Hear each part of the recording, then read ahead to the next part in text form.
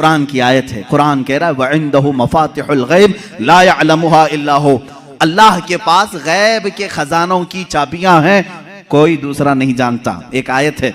دوسری آیت جو یہ پڑھ کر کے ہمیں سناتے بھی ہیں اور سلفی اور کہتے ہیں تم رسول کو علم غیب کہتے ہو. قرآن کہہ رہا ہے قُلْ لَا أَقُولُ لَكُمْ عِنْدِي خَزَائِنُ اللَّهِ وَلَا أَعْلَمُ الْغَيْبِ. اے رسول آپ فرما دے میرے پاس اللہ کے خزانے نہیں اور میں غیب نہیں جانتا. یہ آیت میں صاف ہے اور میں چرا کر کے نہیں جاؤں گا, صاف پڑھ کر کے جاتا ہوں. جو ان کے اعتراضات ہیں کہتے ہیں کہ رسول کو اللہ نے خود کہہ دیا اے رسول آپ کہہ دے میں غیب نہیں جانتا.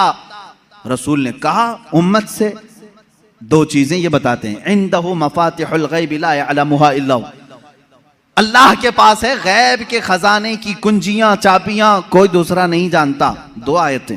ایک تیسری آیت اور بھی پڑھتے ہیں اور یہ کہتے ہیں ان اللہ عنده علم الساعة وينزل الغيث ويعلم ما في الارحام وما تدري نفس ماذا تكسب غدا وما تدري نفس بأي ارض تموت.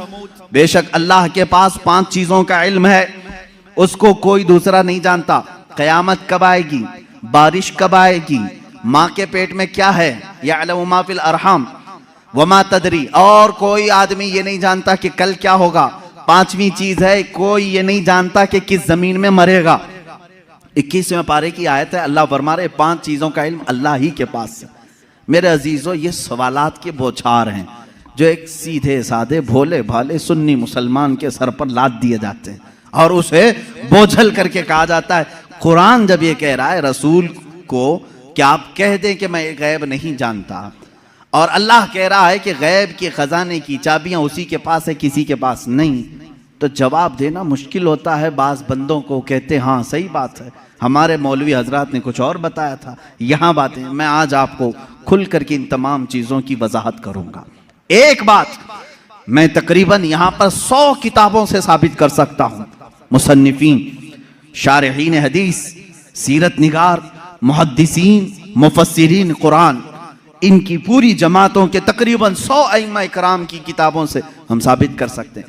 ان ساری آیتوں میں اللہ نے جو فرمایا ہے کہ کسی کے پاس نہیں, اس کا مطلب کیا ہے؟ غیب کے خزانوں کی چابیاں کسی کے پاس نہیں. میرے عزیز اس سے کہو ہم بھی یہی مانتے, اللہ کے سوا کسی کے پاس نہیں.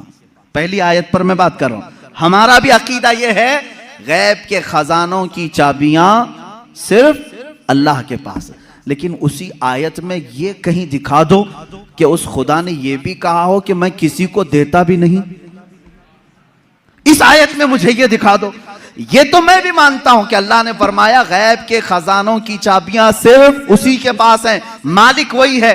لیکن کیا اس نے اس آیت میں یہ بھی کہا کہ میں یہ کسی کو دیتا ہی نہیں؟ یہ مجھے بتا دو. کہیں کہا اللہ نے میں کسی کو دیتا ہی نہیں؟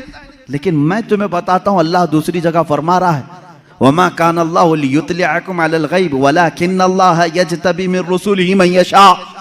اللہ رب العزت کے پاس علم غیب کے خزانے ہیں, کوئی دوسرا اس کا مالک نہیں. ہاں اللہ فرماتا ہے وَلَكِنَّ اللَّهَ, لیکن اللہ اپنے بندوں میں سے جسے چاہتا ہے غیب کے خزانے دیتا ہے. ایک طرف تو رب تعالیٰ فرما رہے ہیں.